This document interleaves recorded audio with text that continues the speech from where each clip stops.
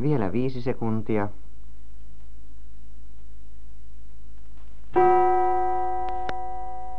Kello löi siis 17.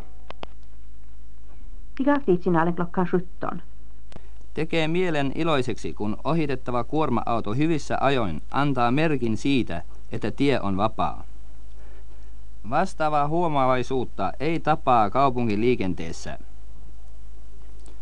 Ikävä on sen sijaan henkilöautojen osoittama kilpailumieli vastaavassa tilanteissa sekä se, että soratiellä ajetaan vauhtia hiljentämättä toista autoa vastaan, aivan välittämättä siitä, mitä tämän tuulilasin mahtaa käydä.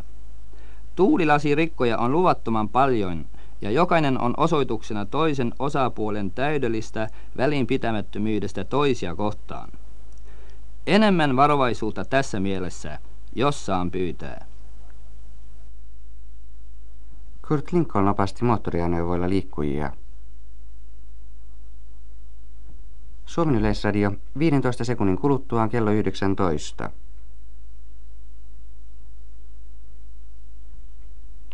Vielä 5 sekuntia.